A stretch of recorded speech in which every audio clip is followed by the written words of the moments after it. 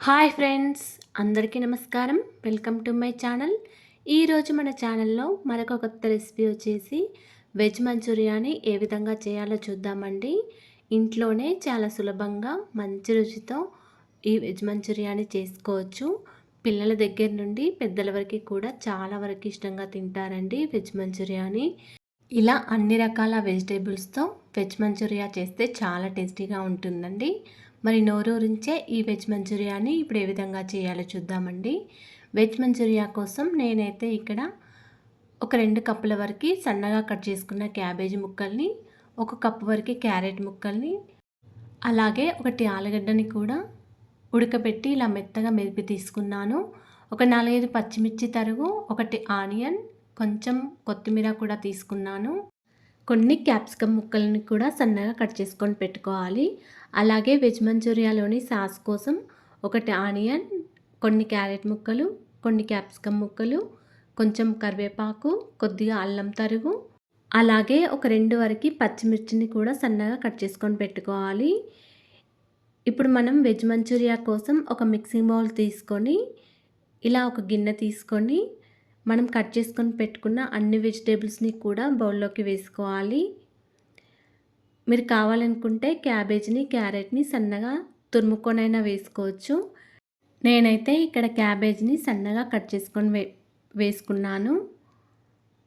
ఇలా అన్ని వెజిటేబుల్స్ని మనం మిక్సింగ్ బౌల్లోకి వేసుకోవాలి.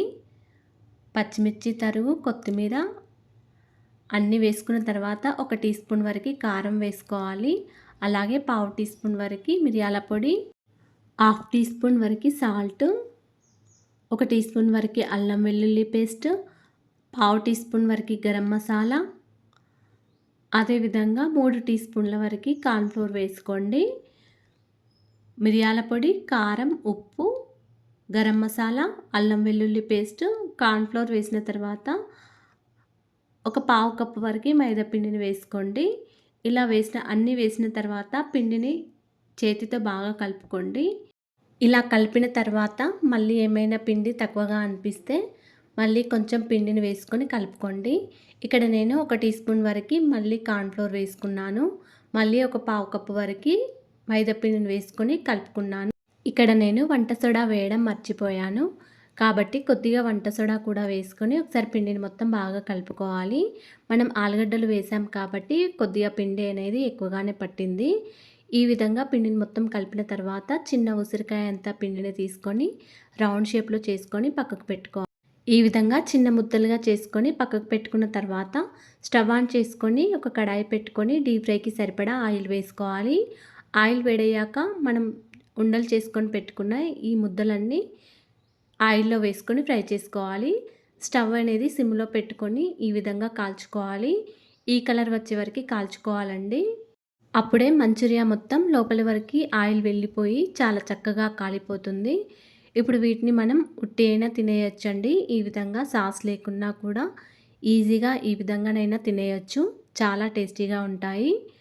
మంచూరియా సాస్ కోసం అదే కడాయిలో డీప్ ఫ్రై చేసిన కడాయిలో ఆయిల్ మొత్తం తీసేసి కొద్దిగా ఆయిల్ ఉంచుకొని ఆయిల్ వేడయ్యాక మళ్ళీ ఆనియన్స్, పచ్చిమిర్చి, కరివేపాకు, క్యాప్సికమ్ ముక్కలు, క్యారెట్ ముక్కలు, అల్లం తరుగు ఇవన్నీ వేసుకొని ఒకసారి ఫ్రై చేసుకోవాలి.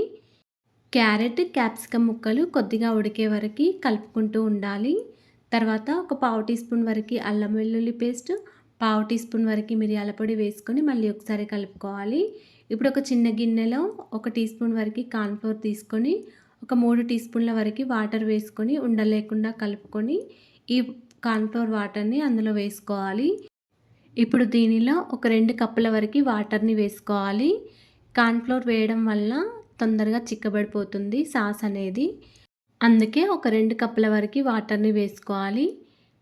ఇలా వాటర్ వేసిన తర్వాత ఒకసారి కలుపుకోవాలి. దీనిలో ఒక 2 టీ స్పూన్ల వరకు సోయా సాసు, 1 టీ స్పూన్ వరకు వెనిగర్ వేసి ఒకసారి బాగా కలుపుకోవాలి. వెనిగర్ లేకుంటే 1 టీ స్పూన్ వరకు నిమ్మరసమైనా వేసుకోవచ్చు. దీనిలో ఇప్పుడు ఒక 1/2 టీ స్పూన్ వరకు కారం వేసుకుంటున్నా. మీరు కావాలనుకుంటే కారంను స్కిప్ చేయొచ్చు. ఇక్కడ కొద్దిగా కారంగా ఉండడానికి ఒక 1/2 టీ స్పూన్ వరకు కారం వేసుకున్నా. మనం మంచూరియా ఫ్రై చేసేటప్పుడు కారం వేసాం కాబట్టి కారం వేసుకోకున్నా ఏం కాదండి. తర్వాత ఇప్పుడు మనం ఫ్రై చేసుకొని పెట్టుకున్న మంచూరియా మొత్తం ఈ సాస్లో వేసుకోవాలి. సాస్ కొద్దిగా చిక్కబడే వరకు ఉంచుకొని ఫ్రై చేసుకొని పెట్టుకున్న మంచూరియా మొత్తం సాస్లో వేసుకొని ఒక 5 to 7 మినిట్స్ వరకు స్టవ్ని సిమ్లో పెట్టుకొని మంచూరియాని కొద్దిగా ఉడికించుకోవాలి. తర్వాత పైనుండి కొంచెం కొత్తిమీరని వేసుకొని ఒకసారి బాగా కలుపుకోవాలి.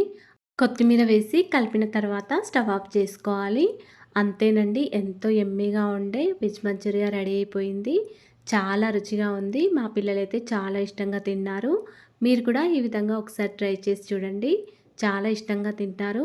ఈ వీడియో కనుక నచ్చినట్లయితే ఒక లైక్ చేయండి అండ్ షేర్ చేయండి.